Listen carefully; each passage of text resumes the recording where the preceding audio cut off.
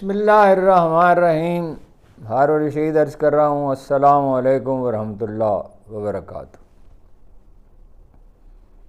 ایک طوفان کے آثار ہیں. اب ہم کوئی دعویٰ نہیں کر سکتے اور کوئی پیش گوئی نہیں کر سکتے، لیکن ہر طرف بے چینی ہے، اور بے چینی اتنی بڑھ گئی ہے کہ کسی بھی وقت کچھ ہو سکتا ہے.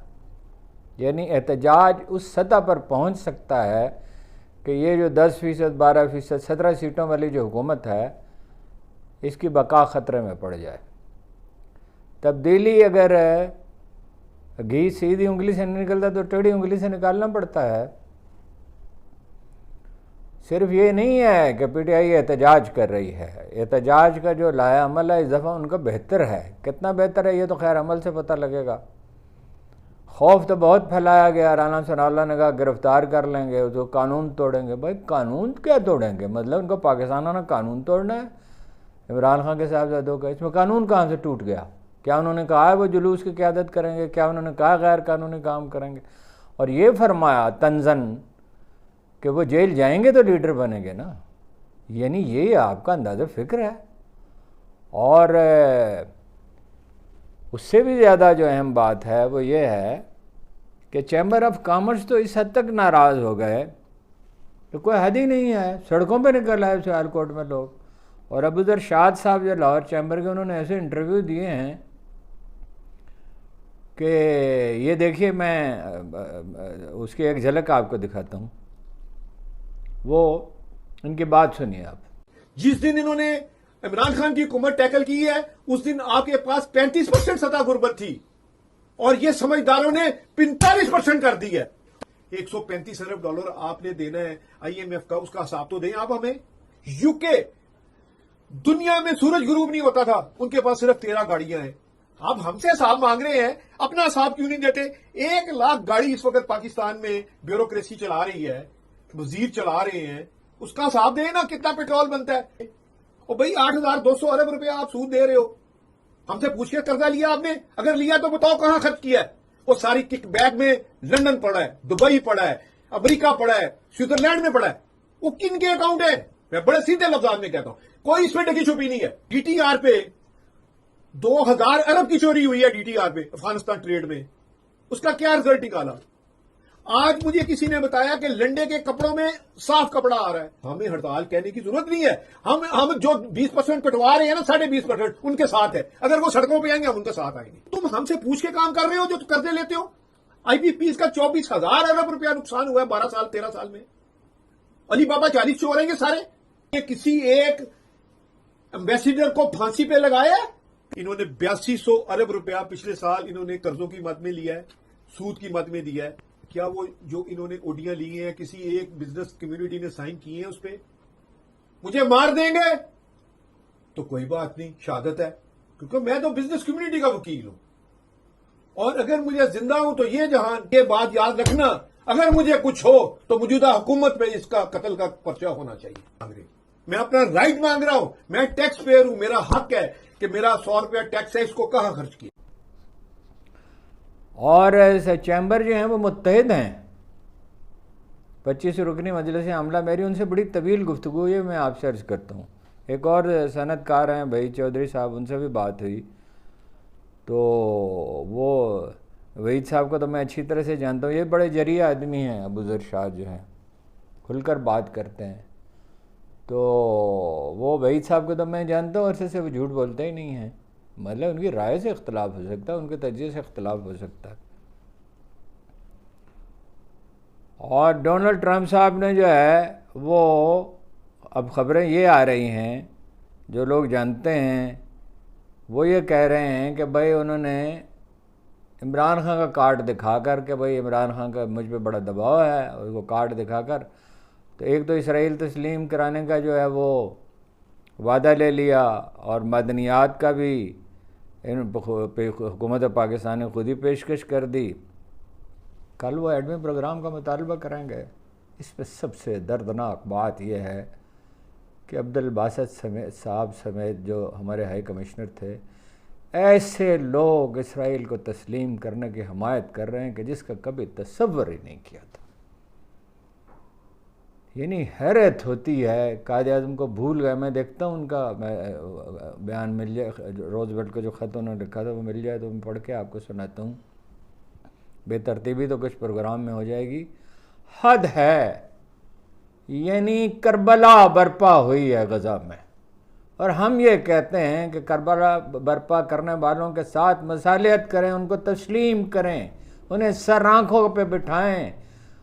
اور یہ کہا جا رہا ہے کہ اس نے ڈونلڈ ٹرمپ نے کہا نارملائز کریں، ان کے ساتھ معمول کا تعلقات رکھیں، یعنی وہ یہاں تشریف لائیں اور ہمارے لوگ وہاں جائیں.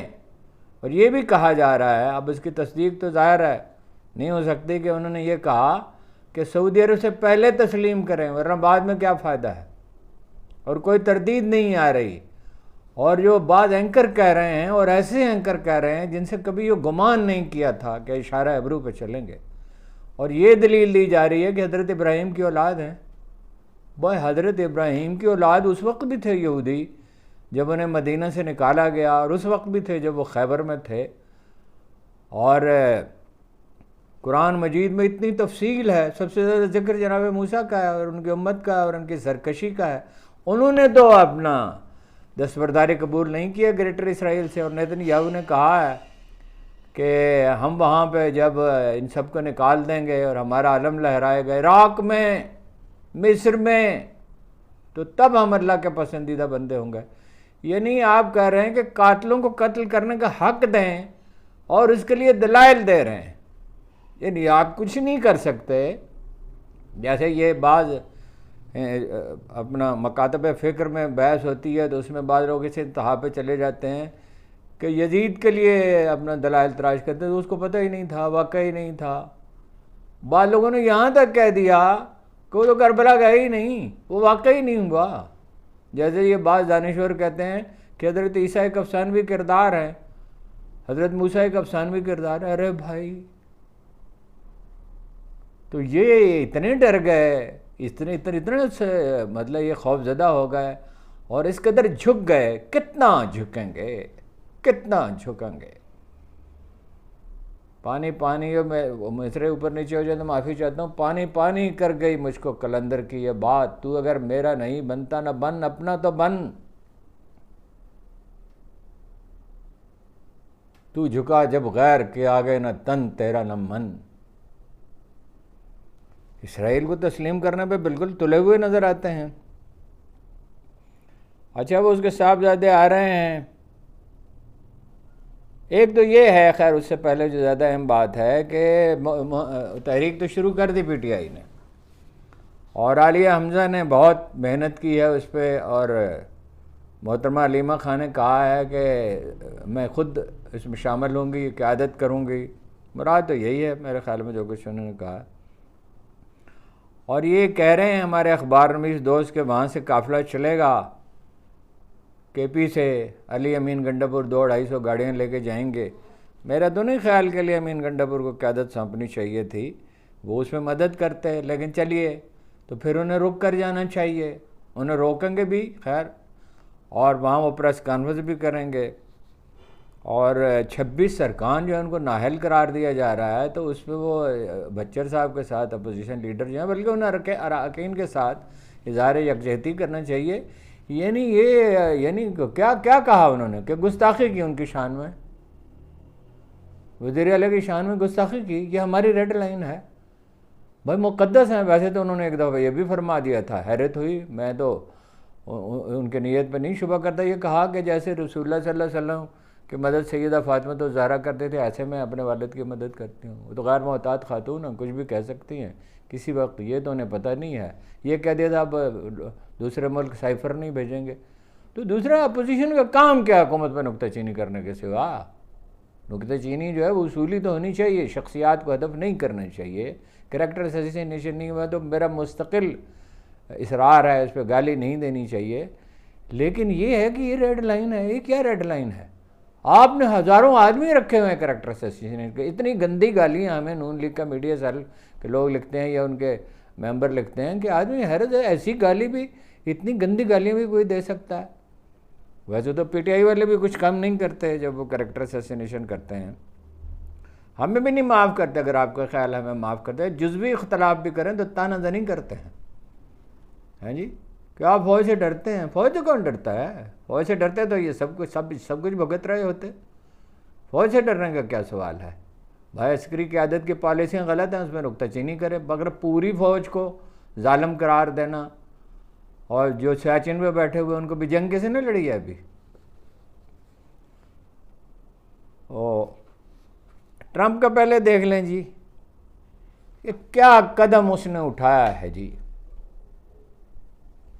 اس نے کہا, یہاں ہمارے لوگ بھی کہتے رہے, پتہ نہیں کس آسرے پہ کہتے رہے, کہ وہ ٹرمپ آئے گا اور عمران, اس نے علیمہ خان نے ٹھیک کہہ رہا تھا, ہمارا باپ لگتا ہے وہ کرے گا. بھائی بات بار بار میں دہراتا ہوں, بتوں سے تجھ کو امیدیں, خدا سے نہ امیدی, مجھے بتا تو صحیح اور کافری کیا ہے.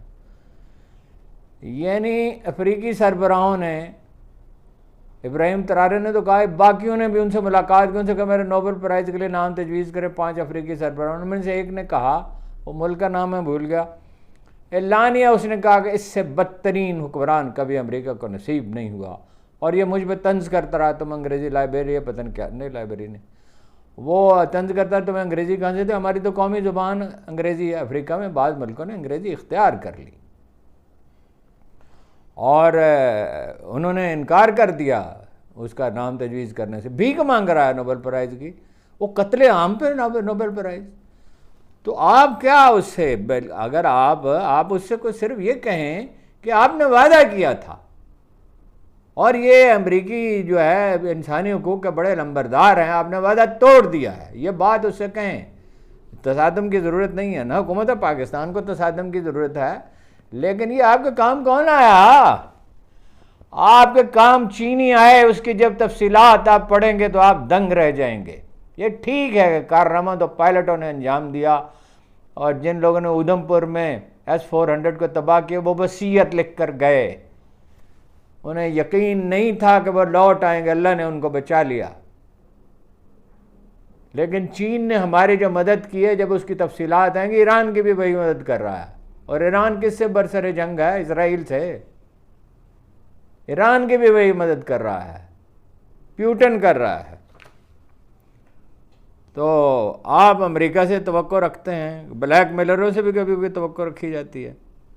اچھا جی, عمران خان کے فرزند ہیں, بٹ جب ڈیٹیلز میں جاتا ہوں, گرفتار کر لیں گے. کیسے گرفتار کر لیں گے؟ کیا جرم انہوں نے کیا ہے؟ یعنی آپ نے باپ سے ملنے کے لیے آ رہے ہیں اور بات کریں گے. اس سے پہلے میری ذاتی رائے تو یہ ہے کہ انہیں پہلے پاکستان لانا چاہیے تھا صرف ملنے کے لیے, اور یہاں اگر زیادہ زیادہ ایک پریس کانفرنس کرنی چاہیے تھی, اور اس کے بعد وہ امریکہ جاتے ہیں. لیکن بعض لوگوں کا خیال ہے کہ امریکہ سے وہ انہیں کچھ سپورٹ ملے گی, کچھ کانگریس مین شاید ان کے ساتھ ہیں, مجھے تو پتہ نہیں کیسے آئیں گے. اور یہ امریکی تو جو ہیں وہ عمران خان کو کیوں پسند کریں گے, اور سارا فائنانس تو الیکشن کمپینز جو ہیں وہ تو فائنانس کرتے ہیں یہودی صہیونی سرمایہ کار وہاں پہ. یہودیوں میں تو خیر ایسے لوگ بھی ہیں جو اسرائیلی کارروائی کی مذمت کرتے ہیں, اس سے اختلاف رکھتے ہیں. اور جرنلسٹ آئیں گے, جرنلسٹ تو آ سکتے ہیں, یہ تو قابل فہم ہے, لیکن خیر یہ دیکھنا باقی ہے. باقی وہ اپنے باپ سے مل نہیں سکتے, ان کی بات نہیں کرائی جاتی, کتاب بند ہے, عمران خان کو کتاب نہیں مل سکتی. بس کتاب میں کیا خطرہ ہے آپ کو؟ وہ جدہ کی ایک لائبریری میں ڈاکٹر خورشید رضوی صاحب میرے بھائی کے پاس آئے, وہ دکھا رہے تھے ان کی کتاب, اس میں اس کی کتاب بھی تھی, اپنا مشہور جو برطانوی فلسفی ہیں, تو انہوں نے کہا یہ کیسے نے دی, وہ کتابیں روک لیتے ہیں. ہم تو جاتے ہیں تو سیرت کی کتاب لے کے جاتے ہیں اپنے ساتھ, کتابیں روک لیتے ہیں سعودی عرب میں. تو میں نے ان سے عرض کیا کہ برٹرنڈ رسل, کہ وہ وہابی تو نہیں تھا, اس کی کتاب پہ کیا پابندی ہے؟ وہ ساری بریلوی تو نہیں تھا, اس کی کتاب پہ کیا پابندی ہے؟ کتاب روک دی.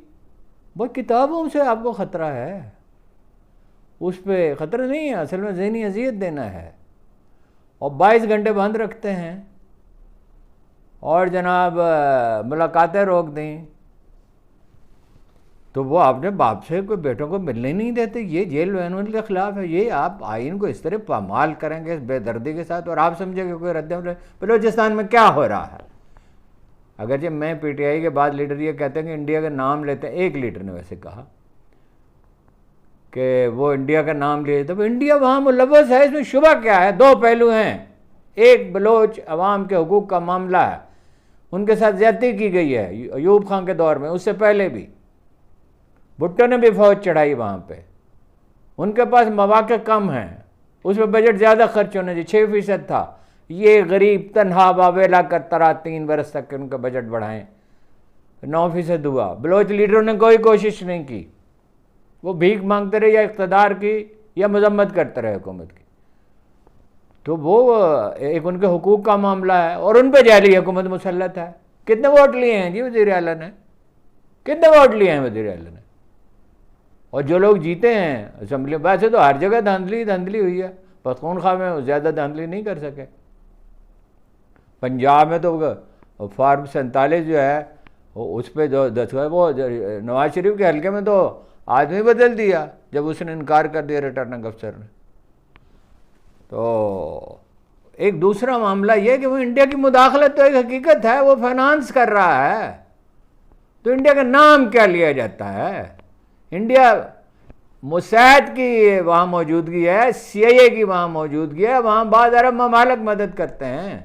مجھے ذمہ دار لوگوں نے بتایا, جنہوں نے پکڑے ہیں ان کے لوگ, کہ یہ ڈیولپ نہ ہونے پائے. ایران کی سرزمین استعمال کی جاتی رہی, ایرانیوں کا اب ہوش آیا. وہ کہتے ہیں پاکستان اور ایران, پاکستان میں ایرانی سفیر نے کہا ہے کہ ترکمانستان اور یہ تاجکستان اور قزاقستان اور ازبکستان اور یہ سب ملک جو ہیں سینٹرل ایشیا کے, اور پاکستان اور ایران اب یاد آیا ہے انہیں. لیکن خیر دیر آئے درست آئے, تو ان کی مدد کرنی چاہیے. ٹرمپ سے کیا امید لگا کے بیٹھے ہوئے ہیں؟ ہاں جی, وہ عمران خان صاحب کہتے ہیں کہ بھائی رانا ثناء اللہ صاحب کہتے ہیں گرفتار کریں گے, اور اس اتھارٹی کے ساتھ کہتے ہیں کہ گویا خدا نے اپنی کائنات کے حکیم ثناء اللہ صاحب جو ہیں ان کا علاج کریں گے. وہ علاج کرتے کرتے ووٹ اس کے 80% ہو گئے ہیں. 17 سیٹیں ان کو ملی ہیں, کمپین حالانکہ انہیں چلانے کی اجازت نہیں دی گئی. ٹرمپ سے امید لگا کے بیٹھے ہوئے ہیں. اچھا جی, وہ KP سے جائے گا وفد, تو وہ اپنا کہہ رہے ہیں کہ 200-250 گاڑیاں ہوں گی اور ارکان اسمبلی ہوں گے. اف ایٹ آل انہیں جانا ہے تو رکتے ہوئے جائیں. گرفتاریاں ہو رہی ہیں, دھڑا دھڑ گرفتاریاں ہو رہی ہیں. اسلام آباد کا تو مجھے پتہ نہیں چل سکا, میں نے کوشش کی, لیکن پنجاب میں تو ہو رہی ہیں, اور پنجاب کو سلائے رکھنا چاہتے ہیں. خواب سے محکوم گر بیدار ہوتا ہے کبھی, پھر سلا دیتی ہے اس کو حکمراں کی ساحری.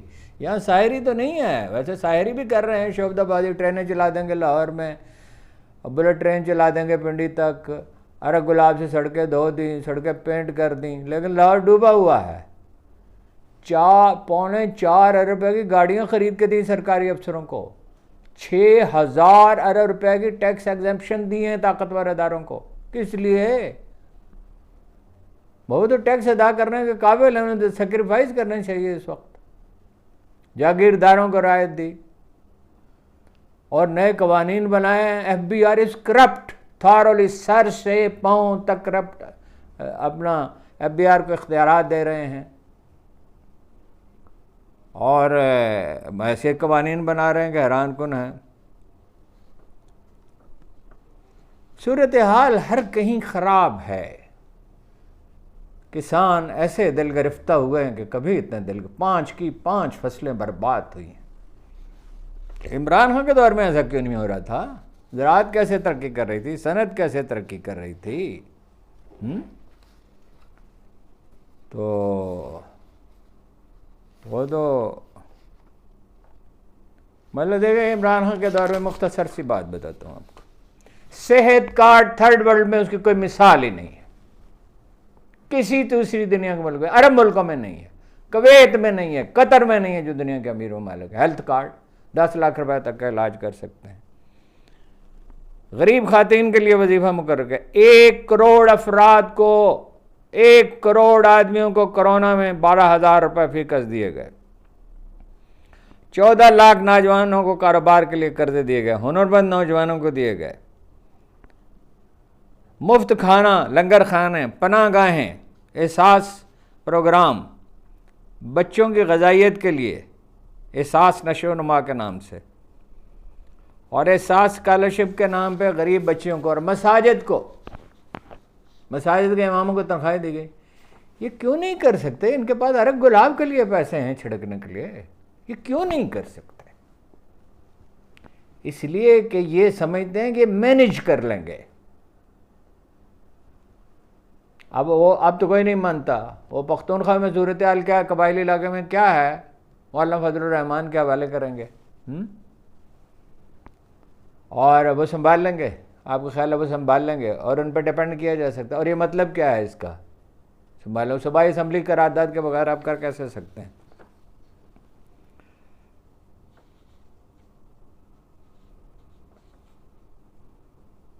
پنجاب جو ہے ان خواتین کے ہاتھ میں جنہیں کچھ پتہ ہی نہیں ہے کاروبار حکومت کا۔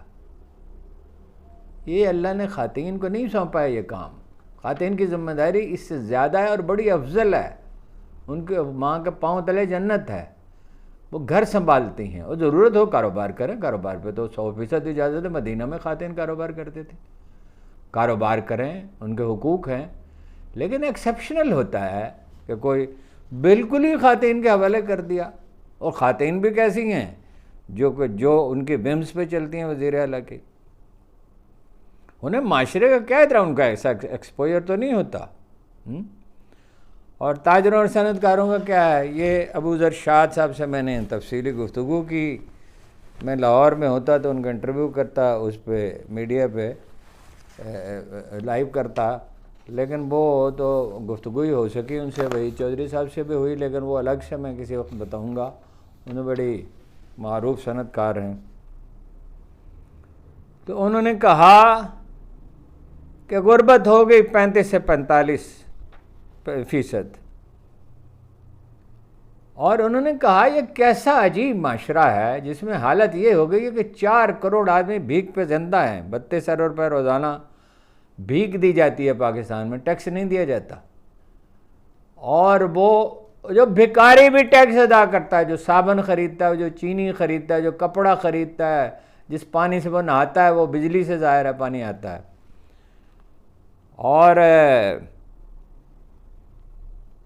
انہوں نے مجھ سے کہا، میں جو اعداد و شمار دے رہا ہوں ان کی تقریریں ضرور سنیں، اب وہ سوشل میڈیا پہ ان کو گفتگو سنیں۔ 99% اعداد و شمار جو ہیں لازماً اس میں درست ہوتے ہیں۔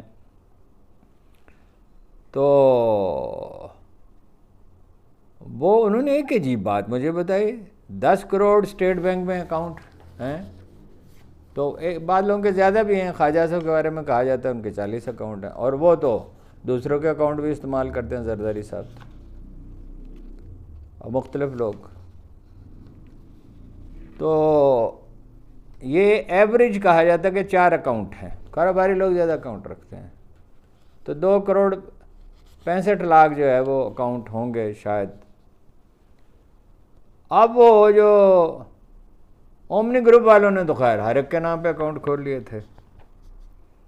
ان کا موقف یہ ہے کہ 13,000 ارب روپے ہم نے دیے، ٹیکس دیا، ویسے اس میں تنخواہ داروں کا ٹیکس بھی شامل ہے۔ 17,000 روپے کا آپ نے ٹارگٹ رکھا ہے۔ وہ کہتا ہے لنگڑیال صاحب سے، میں نے کہا راشد لنگڑیال صاحب سے، کہ 100 ارب روپے جو ہے وہ بجلی کی چوری ہوتی ہے، وہ 25% بجلی کی چوری ہوتی ہے، چوری کیوں نہیں روکتے؟ اس کا مطلب ہے حکومت نالائق ہے، کنٹرول نہیں ہے۔ 1990 میں وہ کہتے ہیں 91 میں خواجہ آصف صاحب کے 45 لاکھ روپے ان کے ایسٹس تھے، اور 4 ستمبر 2020 کو 221 ملین کے ہو گئے۔ اس کے علاوہ 48 کروڑ روپے کا ایک اکاؤنٹ تھا، ایک 50 کروڑ روپے کا اکاؤنٹ تھا۔ یہ روپیہ کہاں سے آیا؟ یہ نیب میں کیس تھا، ہاں جی۔ اور انہوں نے یہ کہا کہ یہ ان کا ارشاد ہے، میں نہیں کہہ رہا، کہ ان کی صاحبزادی کا، خواجہ صاحب کی صاحبزادی کا گھر ہے نیو جرسی میں، 4 ایکڑ میں پھیلا ہوا۔ نیو جرسی نیو یارک سے قریب ہے، اور انہوں نے کہا میری بھی بیٹی کا گھر ہے وہاں اور 6 ایکڑ کا ہے، لیکن میں نے تو ڈکلیئر کیا ہے، میں تو ٹیکس دیتا ہوں، 1 روپیہ بھی ٹیکس کا نہیں بچاتا۔ اور 2 کروڑ انہوں نے کہا اور 15 لاکھ روپے بجلی کا بل دیا ہے، اور سیلز ٹیکس میں ٹھیک سے نہیں سمجھ سکا، 92 لاکھ ہے، 9 لاکھ ہے، جو 29,000 ہے، 50 لاکھ روپے انکم ٹیکس دیا ہے۔ تو وہ کہتے ہیں کہ بھائی ہمارے تو پیسے ہی ضبط کر لیے تھے جو بیٹ میں دھماکہ ہوا، اور 75 روپے کے بجائے جس پہ ڈالر چلا گیا تو 44 لاکھ روپے پہ ادائیگی کی، تو میرا تو ایک بھائی جو ہے وہ چلا گیا ملک چھوڑ کے۔ آئی پی پیز کو اب تک 10 سال میں 24,000 کروڑ روپے جو ہیں وہ دے چکے ہیں، جو بجلی کا بعض ان میں سے 1 یونٹ بھی پیدا نہیں کرتے۔ انڈر انوائسنگ جو ہے، جو زیادہ تر چین سے اور مال آتا ہے، دبئی سے بھی کچھ آتا ہے، $16 بلین اس میں انڈر انوائسنگ کی گئی ہے، اور ترسیلات زر اگر نہ ہوتی تو ملک ڈوب گیا ہوتا۔ 22% آدمی بے روزگار ہیں، 22% شرح سود جو ہے وہ 12% کی گئی ہے، چونکہ حکومت یہ ورنہ قرض ادا نہیں کر سکتے، یہ کاروباری لوگوں کے لیے نہیں کیا گیا۔ 58,000 ارب روپے جو ہیں وہ دینے ہیں بینکوں کے، پاکستان کو انہوں نے کہا ڈبو دیا ہے۔ 4 کروڑ آدمی بھیک مانگتے ہیں، اور اس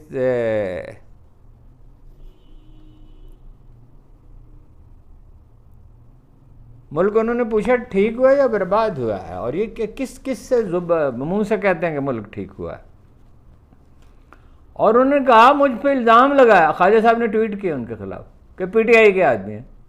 انہوں نے کہا میرا کیا تعلق ہے پی ٹی آئی سے، میرا کوئی واسطہ نہیں پی ٹی آئی سے، میں ووٹ جس کو مرضی دوں، لیکن میرا کسی سیاسی جماعت سے کوئی تعلق نہیں، میں کاروباری آدمی ہوں۔ اور یہ کہا فارم 47 پہ آپ منتخب ہوئے ہیں، ٹکے ٹکی کی باتیں کرتے ہیں۔ اور انہوں نے کہا پتلے جلائیں گے خواجہ آصف، اور یہ کہا، میں تو حیرت زدہ رہ گیا ان کے طرز گفتگو۔ انہوں نے کہا میں موت سے نہیں ڈرتا ہوں، میں گارڈ بھی نہیں رکھتا، ڈرائیور بھی نہیں رکھتا۔ میں نے کہا ابوذر شاد صاحب میں تو حیرت زدہ ہوں آپ کی باتوں پہ۔ انہوں نے کہا بھائی، میں نے کہا ہوا کیا؟ انہوں نے کہا 2020 میں فیصلہ کر لیا تھا کہ بھائی جو ہو جائے ہو جائے، لیکن یہ اپنا سب کام صاف ستھرا رکھنا ہے، رشوت دینی نہیں ہے، یہ تو کہتے ہیں اس سے پہلے فیصلہ کر لیا تھا۔ اور موت آتی ہے تو آئے جو مرضی ہو، بلیک میل نہیں ہونا۔ میں نے کہا 2020 میں کیا ہوا تھا؟ انہوں نے کہا آپ کو یاد نہیں، کرونا ہوا تھا، کرونا ہوا، ہمارا سارا خاندان بیمار ہو گیا، مجھے بات سمجھ میں آ گئی۔ تو مجھے کوئی دنیا سے محبت نہیں ہے، میں موت سے نہیں گھبراتا، میں اہل صفا کے پاس جاتا ہوں، ان سے گائیڈنس سیکھ کرتا ہوں۔ اور یہ حکومت جو نااہل بھی ہے اور نکمی بھی ہے اور نالائق بھی ہے، جو اس نے ثابت کیا ہے، تو اس سے میں خوف زدہ ہونے کے لیے تیار نہیں۔ یہ بھی کہا کہ کوئی چیمبر کا عہدیدار نہیں جائے گا حکومت سے بات چل۔ راشد لنگڑیال صاحب سے ان کی ملاقات ہوئی، وہ انہوں نے کہا بات کریں، انہوں نے کہا نہیں، بات کرنی ہے تو ہمارے پاس تشریف لائیں۔ اور انہوں نے کہا اتفاق رائے سے فیصلے ہوتے ہیں۔ اور ایک پھر انہوں نے عجیب فکرہ کہا، انہوں نے کہا 25 رکنی مجلس عملہ سب بہت اتحاد ہے، اور کا مکمل ہڑتال ہوگی 19 جولائی کو، دکانیں بھی بند، کارخانے بھی بند، پھر برآمدات بھی بند۔ سیالکوٹ میں تو لوگ سڑکوں پہ نکل آئے۔ پھر انہوں نے عجیب بات کہی، موت سے کیا خوف ہے، ٹیپو مر گیا نا مگر زندہ ہے، اگر آپ کو دولت سے محبت نہیں ہے تو موت سے کیا خوف ہے۔ اور یہ کہا مجھے ڈرائیں نہیں جی۔ انہوں نے کہا میری جتنی آمدنی، میری بیگم کی، صاحبزادے کی جو بھی آمدن ہے وہ ہم کرتے ہیں، ظاہر کرتے ہیں، اسے پورا ٹیکس دیتے ہیں، انکم ٹیکس دیتے ہیں، ویلتھ ٹیکس دیتے ہیں۔ اور ایک عجیب انہوں نے انکشاف کیا، میں تو حیرت زدہ ہوں، 40 لاکھ ویوز ملے انہوں نے کہا جو میں نے ٹویٹ کیا، 40 لاکھ، فیس بک پہ، ٹک ٹاک پہ، انسٹاگرام پہ، ایکس پہ، یہ ٹویٹ جس کو کہا جاتا تھا. ابو ذر صاحب کالم بھی لکھتے ہیں، یہ انہوں نے بڑا عجیب انکشاف کیا، اور واٹس ایپ پہ تو 4600 ان کے فالوورز ہیں. انہوں نے کہا ملک کیوں نہیں ٹھیک ہو سکتا، ہمارے حوالے کریں FBR، ہم ٹھیک کر دیں گے، فوراً ٹھیک ہونا شروع ہو جائے گا. کم از کم 4 آدمی ایسے ہیں جن سے 50 روپے وصول کیے جا سکتے ہیں. اور انہوں نے کہا کہ میں مل کے آؤں، میں نام بھی انہوں نے بتایا ایک بہت ذمہ دار آدمی سے، اور میں نے ان سے کہا کہ یہ اپنا وزیر خارجہ ہیں، وزیر دفاع سوری، یہ اپنا، اور یہ معیشت کے بارے میں کیوں کرتے ہیں، یہ ٹویٹ کس لیے کرتے ہیں؟ وہ خواجہ صاحب فساد پھیلانے کے لیے ہر وقت تیار ہیں، فساد میں خوش رہتے ہیں. اور انہوں نے وزیر خزانہ کے بارے میں کہا ڈچ سٹیزن ہے، خلیل رمدے صاحب، جسٹس خلیل رمدے صاحب کے داماد ہیں. 5 شرطیں انہوں نے کہا مذاکرات کے لیے. 37AA جو ہے اس کو منسوخ کریں، آپ 2 لاکھ روپے نقد جمع کرائیں گے تو 20% ٹیکس ہوگا، یعنی آپ کرا ہی نہیں سکتے. 2 لاکھ جمع کرائیں گے تو 40,000 روپے گئے. تو انہوں نے کہا بھائی، ایک صاحب کو بتایا، ایک بزنس مین نے بتایا کہ وہ کہتے ہیں بھائی 1.5 لاکھ روپے کر دیں. بھائی قانون کی خلاف ورزی کا درد، شک پر گرفتار کیا جا سکتا ہے، اکاؤنٹ فریز کر دیے جائیں گے. مثلا وہ کہتے ہیں ہم اناج کا کاروبار کرتے ہیں، ہم نے گندم بھیجی 1000 من فرض کیجئے کراچی، اور یہاں جو ہے وہ دھوپ تھی اور نمی سے، وہاں کراچی میں نمی تھی، 10 کلو گندم بڑھ گئی، تو کہیں اسٹیٹمنٹ غلط ہے، اکاؤنٹ سیز ہو جائیں گے، گرفتار کر لیا جائے. اکاؤنٹنٹ کو بھی گرفتار. میں نے کہا اکاؤنٹنٹ کو کیوں؟ کہنے لگے بس اکاؤنٹنٹ کو وہ کہتے ہیں گرفتار کر لیں گے. یہ بھی انہوں نے کہا، یہ ان کا موقف ہے کہ سیلز ٹیکس جو 18% کو 5% کریں، مگر یہ وصول پورا ہونا چاہیے. اب تو وصول ہوتا ہی نہیں ہے. اتنا ظلم جو ہے ٹیکسوں کے معاملے میں، تو یہ کشمیر کے ڈوگرا بھی حکمران بھی نہیں کرتے. چولہا ٹیکس بھی لیتے تھے ڈوگرا، مگر یہ بھائی نقد لین دین ہوتا ہے پاکستان میں، اس کو ملحوظ رکھا جائے، حقائق کو ملحوظ رکھا جائے. اور سرکاری ملازمین کے لیے مراعات ہیں، بابو ڈب ہو رہے ہیں. یہ وہی چودھری صاحب نے بھی کہا، یہ 23,000 آدمی کیا کرتے ہیں جی رشوت وصول کرنے کے علاوہ؟ شاید چند بندے ہوں گے.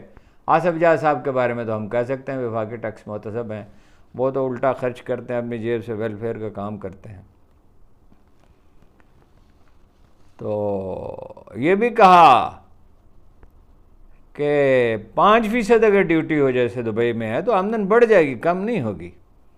58 ارب ڈالر کی ہماری درآمدات ہیں اور 32 ارب ڈالر کی برآمدات ہیں. تو اس دفعہ تو وہ بڑھ گیا، کچھ ترسیلات زر بڑھ گئے سمندر پار پاکستانیوں کی، تو مسئلہ حل ہو گیا. انہوں نے کہا یہ ڈبل شاہ ہیں، ڈبل شاہ، یہ جو حکمران ہیں. 8,000 کمپنیاں رجسٹر ہو گئی ہیں دبئی میں، 8,000. چین بھی جا رہے ہیں، اگرچہ مشکل ہے، وہ پاکستانیوں کو تو نہیں انکریج کرتے، جو اوورسیز پاکستانی ہیں ان کو انکریج کرتے ہیں. ملائیشیا بھی گئے ہیں لوگ.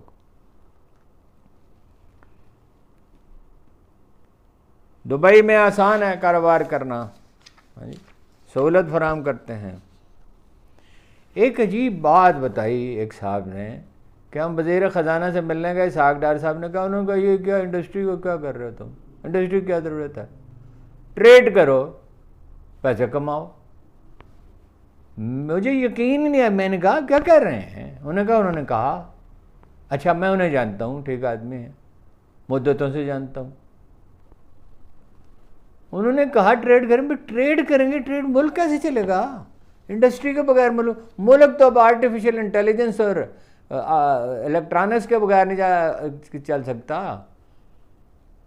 انفارمیشن ٹیکنالوجی کے بغیر نہیں چل سکتا. آپ کو انڈسٹری ختم کر دیں تو جابز کہاں سے آئیں گی؟ ٹریڈ میں جابز کہاں ہیں؟ تو پیسے کمائیں. انبلیویبل. ایک مشہور ٹی وی چینل کے مالک کے بارے میں انہوں نے بتایا، جس کا گھر رائے وینڈ روڈ پہ جاتی عمرہ کے پاس ہے، کہ 5 روپے اس کے گھر سے برآمد ہوئے ہیں. یہ کہا ابو ذر صاحب نے، یہ انکشاف کیا کہ تاریں چوری کر کے المونیم ڈالی جاتی ہے. بابڈا کی تاریں چوری کر کے اس کی کھڑکیاں بنائی جاتی، قرآن کریم کے نام پہ کاغذ درآمد کیا جاتا ہے اور بیچا جاتا ہے. اس کو روکتے کیوں نہیں؟ اس کی مانیٹرنگ کیوں نہیں کرتے؟ راشد لنگڑیال صاحب کے بارے میں انہوں نے کہا کہ آئی پی پیز کے لگوانے میں پچھلے تو بربادی تو آئی پی پیز سے آئی ہے. اور بجلی جب 15-16 عمران خان کے زمانے میں 18 روپے کی، اب کیوں 50-55-60 روپے ہے. اور ایک عجیب انکشاف ہوا آج کہ پیک ٹائم میں نرخ بڑھتے تھے، اب صبح کا وقت بھی پیک ٹائم ہے، بیچ میں تھوڑا سا وقت ہے، جیسے گیس کبھی کبھی آتی ہے، تھوڑا سا ٹائم ہے اس میں.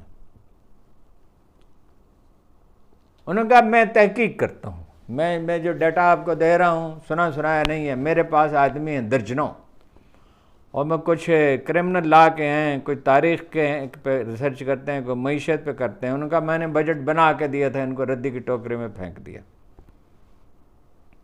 پھر انہوں نے ایک اور عجیب جملہ کہا، عزت کرو اور عزت کراؤ، بے عزتی کرو گے تو بے عزتی ہوگی.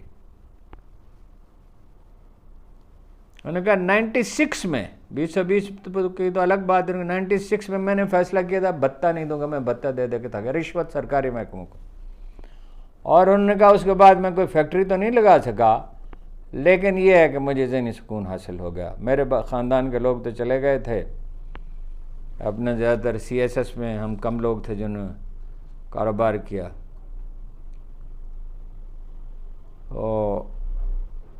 سیالکوٹ میں تو میں نے آپ سے عرض کیا کہ لوگ سڑکوں پہ آ گئے ہیں، ہر طرف سے طوفان امڑ رہا ہے، کسان نکل آئے تو کیا کریں گے، ان کی فصلیں برباد ہو گئی ہیں. کتنی آہوں سے کلیجہ تیرا ٹھنڈا ہوگا.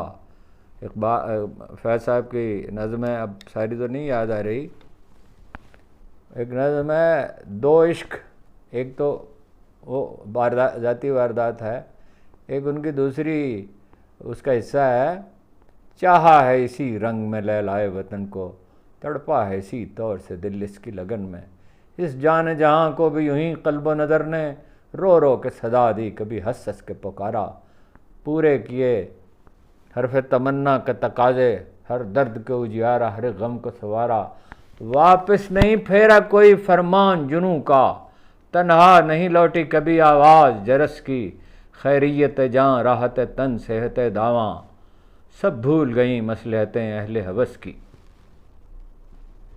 کڑکے اس راہ میں جو سب پہ گزرتی ہے وہ گزری، تنہا پس زندہ کبھی رسوا سر بازار، کڑکے ہیں بہت شیخ سرے گوشے ممبر، اور اہل حکم کڑکے ہیں بہت، دوسرا مصرع غلطی ہو رہی ہے، اہل حکم بر سر دربار، اس عشق نہ اس عشق پہ نادم ہے مگر دل، ہر داغ ہے اس دل میں بجوز داغ ندامت. مجھے مغالطہ ہوا، اس نظم میں نہیں ہے وہ شعر، ہم تو مجبور وفا ہیں مگر اے جانے جہاں، کتنی آہوں سے کلیجہ تیرا ٹھنڈا ہوگا، کتنے آنسو تیرے صحراؤں کو گلزار کرے. حکومت کے لیے وقت ہے پلٹ جائے، اب مصالحت کرے، آئین کی پاسداری کرے. وہ وقت نہ ہے جو سری لنکا میں آیا تھا، بالکل نہیں آنا چاہیے. انارکی بڑی خوفناک چیز ہے، لوگ انقلاب اور انارکی کی جو بات کرتے ہیں وہ سمجھتے نہیں ہیں اس سے کتنی بڑی تباہی آتی. یہ فوج بھی ہماری ہے، پالیسیوں سے اختلاف ایک دوسری بات ہے، مگر ریڈیکول نہ کریں. میڈیا کو بہت ریڈیکول کرتے ہیں، اور وہ کہتے ہیں پورا میڈیا بکاؤ ہے. یہ میں نے پرسوں کل ایک فون آیا کل صبح وہاں سے امریکہ سے ایک صاحب کا، میں حیران رہ گیا کہ میڈیا پورا بکاؤ ہے. میں نے کہا آپ کیسی بات کر رہے ہیں؟ کہہ لے جو لوگ عمران خان کے خلاف بات کرتے ہیں. میں نے کہا بھائی وہ اس کا نقطہ نظر ہو سکتا ہے، وہ ایماندار آدمی ہو سکتا ہے، آپ اس کی رائے سے اختلاف کرتے ہیں، بکاؤ کہتے ہیں ہمیں نہیں جانتے ہیں. ہاں کچھ لوگ ہیں بکاؤ، اور اب اس کو معلوم بھی ہے، وہ تو لہجے سے پتہ چلتا ہے بکاؤ آدمی کا. نواز الدین نصر اللہ خان نے ایک بار کہا تھا، وہ انگریزی کا محاورہ استعمال کیا، سم ون شوڈ کرائی ہالٹ. اب سم ون کی بات نہیں ہے، آل دی پیپل شوڈ کرائی ہالٹ. وہی نیلسن منڈیلا فارمولہ، میں دہراتا رہوں گا اس بات کو ہمیشہ. امن ہونا چاہیے، امن اور استحکام کے بغیر اور عدل کے بغیر یہ عدالتیں ہیں.